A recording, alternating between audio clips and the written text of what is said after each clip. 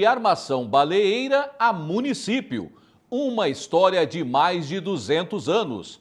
Moradores que conheceram a Garopaba do século passado contam um pouco desta maravilha do litoral catarinense. Uma cidade rica em cultura, história e de um povo acolhedor. Assim é Garopaba, que nesse dia 19 de dezembro celebra 60 anos de emancipação. Uma senhora que tem alma jovem como a Marinete, que também comemora 6 décadas neste ano.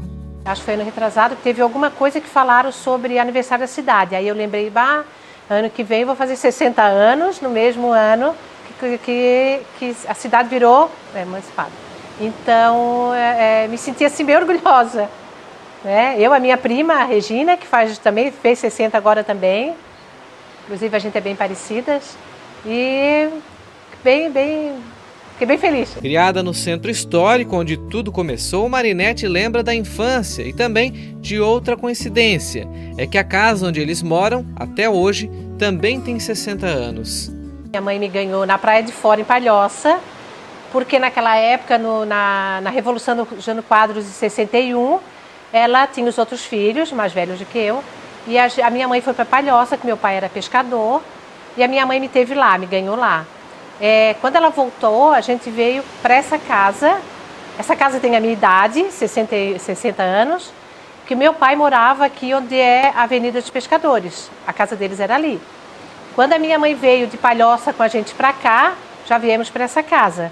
Essa casa era o Paiol de Farinha e ali a gente ficou, né? Então o que marcou assim, a gente tinha que ir no morro buscar lenha, tínhamos que ir no morro buscar água, atrás da gruta a gente ia buscar a lenha e lavávamos roupa na cachoeira, também aqui pertinho, porque naquela época não existia muito essas coisas, né? De tanque, de máquina, não tinha muito, né? E o que me marcou muito também é a época da tainha, a pesca da tainha, que o meu pai era pescador e a gente saía a minha mãe dizia, cercaram na praia. E aquela época não era lá na prainha, era aqui na nossa praia do centro, que eram cercados os peixes, né? Então a gente corria tudo para a praia para ajudar o meu pai e tudo, né? E voltando lá ao assunto, quando a minha mãe me ganhou, o meu pai foi me conhecer, eu tinha 2 meses, que meu pai era embarcado. Ele, quando vinha, os filhos já estavam grandinhos, né? Isso é uma coisa que a minha mãe contou, que me marcou muito, que meu pai me conheceu com 2 meses, né? Seu Gustavo, mais conhecido como Gugu, pai da Marinete, é figura ilustre do centro histórico. Hoje está com 91 anos e tem muita lembrança para contar de uma Garopaba do século passado. Aqui nós pagávamos imposto naquele tempo pela Palhoça. Para Palhoça. Depois que Garopaba, Lulópolis, Garopaba passou para o município. Aqui pertence a Gamboa, Siriú, até o Campo Duna lá embaixo. Aumentou muito, né? Muita construção, né? Muita construção. Ali na avenida, ali era um combo de areia amasado com um grosso desse. Dali, da boca do rio ali, até lá, perto do Valmírio. Tinha um caminho por dentro, era um caminho, isso era lago, né? Depois tiraram o combo e fizeram a vista para o mar. Não se avistava o mar. Só que trepasse em cima do combo, para avistar o mar. A dona Maurília também foi criada no centro histórico. Ela tem 65 anos e acompanhou de perto o crescimento da cidade nas últimas décadas. As lembranças do pai, que era pescador, ainda estão vivas. É um tempo bom que não volta mais. Meu pai era pescador e tinha barco, tinha rede, naquele tempo era espinhel, era colhido o espinhel, né? E depois colocava os anzóis no balaio. Então, eu não fiz isso. Eu era pequena, mas as minhas irmãs fizeram muito isso, só que eu acompanhei, né? E foi uma parte muito boa da minha vida, porque foi com esse trabalho que o meu pai nos sustentou. Então, né? Ele foi um grande homem e bem conhecido, inclusive, na cidade, né? Fez um bom nome. Chegou até ele é do tempo da baleia, das baleias. Eu acompanhei uma baleia que encalhou e o meu pai que fez ali o serviço de abrir ela, E eu lembro que eu fui até o Canto dos Morrinhos, que hoje é o final da nossa praia, né? Ver o meu pai nesse trabalho. Então eu tenho muitas lembranças boas da minha infância, da minha adolescência. Só coisas boas para falar. Quem também tem recordação da caça da baleia é o seu Gustavo. É um passado que Garopaba não se orgulha, mas faz parte da história. Inclusive a cidade foi fundada com essa finalidade. Era uma armação baleeira, instalada por volta de 1790. Eu remei aqui para matar baleia. Eu fui de um. Não fui eu levava o cara para pôr a baleia. Era um rapão. Ele ligava na bateria, estourava. Sim. Depois ela morria longe, assim nós ia buscar. Rebocava a calhancha, né? Trazia elas para aqui. Lá em meia praia lá. Onde é o campo ali. Ali tem a ossada de baleia. Os caminhões levavam o toicinho para Imbituba. Era derretido lá. Além da caça da baleia, a pesca sempre esteve presente na história de Garopaba. Afinal, com um marzão desse peixe abundante, quem não queria um peixe fresquinho na mesa? Eu fui um dos pescadores do meu tempo. Eu acho que não teve, assim, da minha idade, não teve quem matasse mais peixe do que eu no mar. Entendeu? Eu matei muito peixe. E também matei a fome de muita gente. Eu saía de casa, porque era uma época difícil, né? Se não trabalhar, eu ficava um dia, 2 dias no mar, até semana que a gente saía fora de casa e saía fora de Garopaba, né? Ia para lá para Campeche, tudo quanto é lado. A gente batalha muito, trabalhou bastante mesmo. Era muito peixe na época, né? A gente se criou com a família, toda a minha família, desde que já foram. E os que estão agora, todos eram pescador. O primeiro lugar foi meu avô, era um matador de baleia. A última baleia que teve em Garopaba, o curioso, eu ainda ajudei, participei da matança dela, ajudei a desossar ela, porque fazia parte, né? E se a gente desossasse a baleia, ganhava mais do que fosse lá matar ela. E essa baleia que nós matemos, a última, faz uns 54 anos, 53 anos por aí. Que nós matemos a última baleia, deu 23 metros. E a gente tinha que medir a baleia, porque a baleia era vendida por metro. Então, esse foi o passado da minha vida. Eu passei muito trabalho na pesca. Quem conhece bem o centro histórico é o seu Luca. Ele teve um dos primeiros comércios que abastecia a vila. Segundo ele, vendia de tudo. Em 1961, comprou esse prédio que foi reformado e mais tarde virou uma sorveteria, que funciona até hoje e é tocada pelas filhas. Na cerimônia de emancipação, mesmo em partido contrário, foi ele quem forneceu bebidas às autoridades.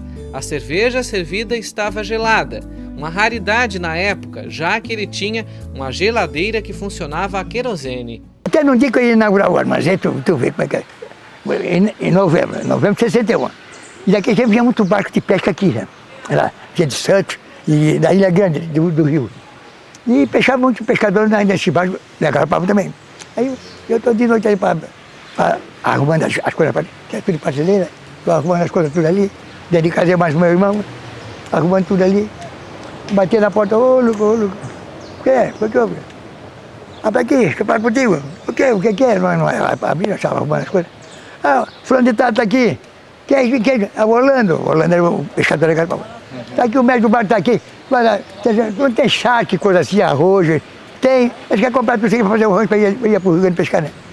Aí abri para ele, vendi tudo que é comida que tinha, né? Arroz, macarrão, feijão, farinha, tudo que tinha aqui. Charque aqui também, um charque aqui de oleagem, charque bom, né? Vendi tudo para ele. Abri no outro dia, fui lá na Laguna outra vez. Naquele tempo nós conversávamos na Laguna, porque daqui para lá tinha ônibus. Para o norte não tinha, mas então tinha ônibus. Ia de manhã e voltar à tarde. Que ônibus era? Santo Ângelo? Pica-Fumo. Primeiro, nesse que eu estou falando, era o Pica-Fumo. Que depois passou para Santo Ângelo. Que foi o pior que eu comprei, o Santo Ângelo. Pica-Fumo. Mas era Pica-Fumo. O apelido dele é Pica-Fumo. E aí tá, era um cara de Maruim que era o dono dele. Eu vendia tudo, nós vendia até lenha. Ali na Palhocinha, nós comprávamos muita carne daquele pessoal Aquele foi o prefeito Jorge, dos outros. Aí comprava lenha rachadinha. Né? E não tinha gás naquele tempo, não tinha.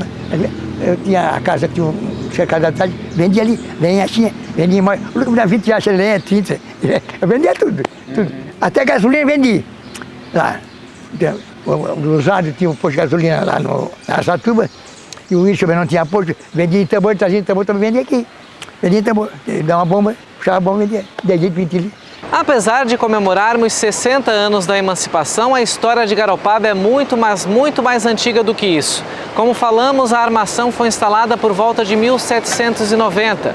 São 200 anos de história. Desse início até hoje foram muitas fases. Um passado difícil, mas fundamental para o desenvolvimento da região. Garopaba surge como um lugar, na acepção, um lugar onde tem uma população, tem uma estrutura, né? Tem um povoado, nos idos de 1793 e 95, com a instalação da armação baleeira, que veio uma população para cá. Se existia gente antes, é lógico que existia gente antes, né?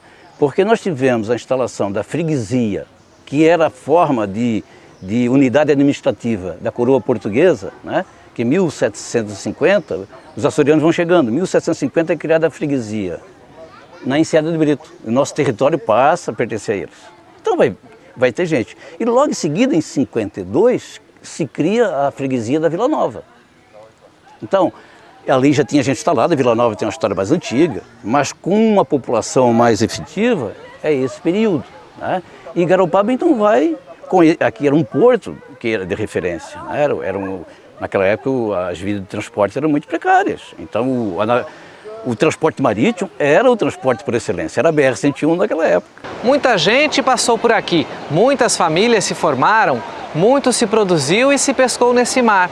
E se o mar estava para peixe e a terra era fértil, quem aqui chegou, essa terra nunca mais deixou. Isso aqui se consolidou, se tornou uma sede com um amplo desenvolvimento, né?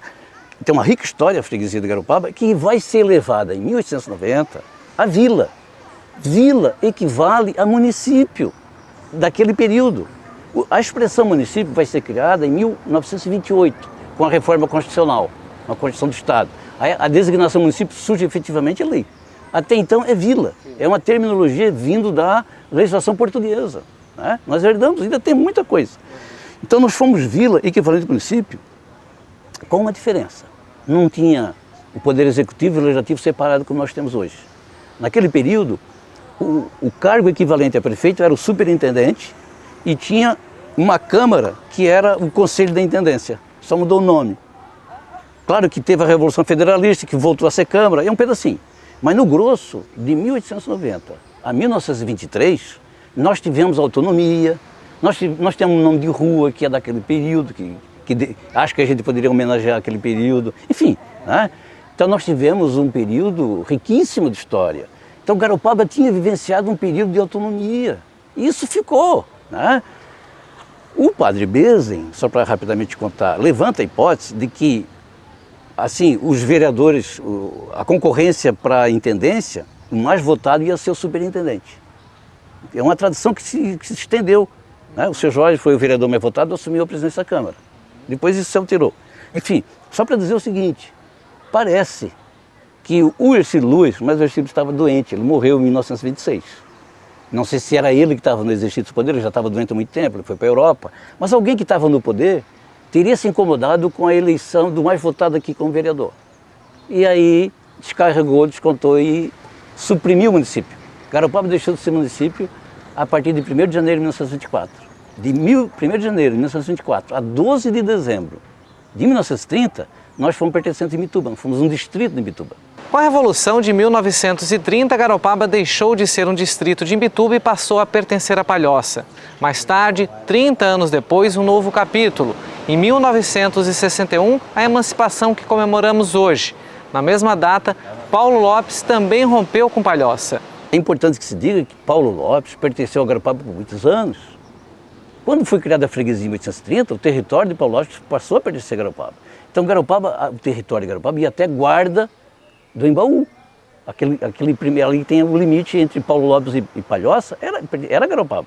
E tinha um porto em Pinheira. Então o transporte da produção que ia para Desterro Se não desse para embarcado, tinha que subir o Morro do Siriú, que era um transtorno. Mas tinha o caminho do Siriú, né? Se tem notícia, aí precisava ter um aprofundamento, por exemplo, né? Tu já deve ter ouvido falar, da época que se descobriu o ouro em Minas Gerais.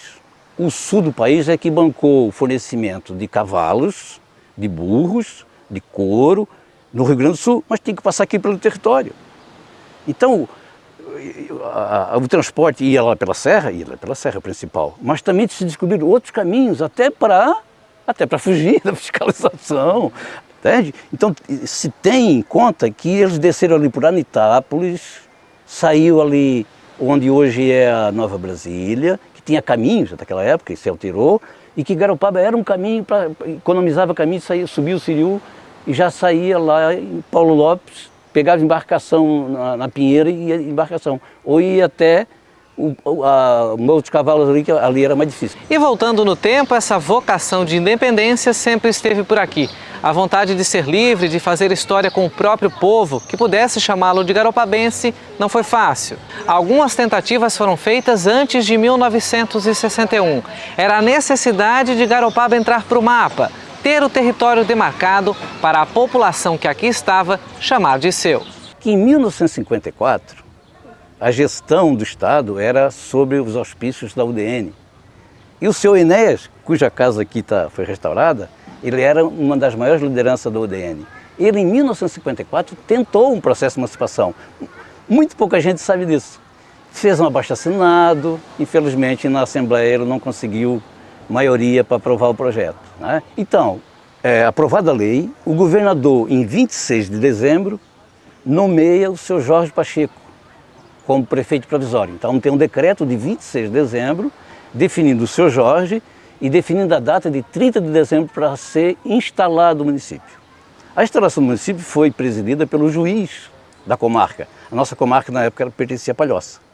Garopaba, como o teu próprio hino diz, tu nascestes num passado tão distante, pelas mãos do nosso índio Guarani. Bem mais tarde é que chegou o imigrante e triunfante se estabeleceu aqui. Além do mar partiu o povo açoriano, singrando os mares com procelas e furor. E nesse solo tão fecundo e litorâneo, a Garopaba construiu com seu labor. Garopabense tem orgulho do seu chão, carregar no coração um pedaço dessa terra.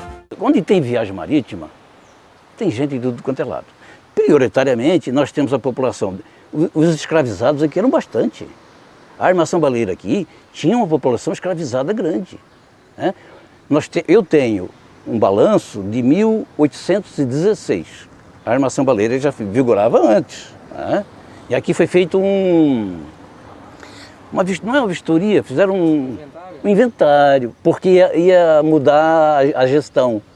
Foi feito um contrato com a empresa, né? E Garopaba era um ponto importante, porque era a primeira do sul, porque Imbituba era muito pequena, né? Imbituba era uma extensão daqui, a armação de Imbituba. Enfim, então os escravos vieram para cá. E veio uma população com muitas ocupações, porque para a armação funcionar, precisava de uma base de tecnologia, uma base de mão de obra muito grande. Precisava plantio, precisava ter sustentação. E que se... depois, né? Para manter a população, precisava ter alimento. Então tinha que ter um plantio. Não sei se tu te lembra onde é que era o Hotel Bavária. Se indica que ali era a sede, o sítio da armação baleeira, que era a produção, a criação de gado, criação de galinha. Ou seja, a manutenção de lavoura que tinha uma população maior. E aqui nessa área, né, funcionava a armação baleeira. E tinha muito transporte, né?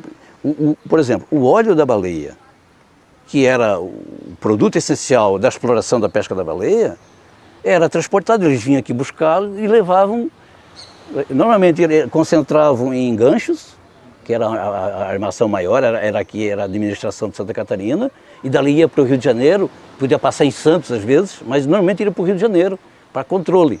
Então, nesses trânsitos, muita gente vem para fugir de crime, para buscar recursos, então, mas fundamentalmente os açorianos, os escravizados aqui, é uma base nossa, né?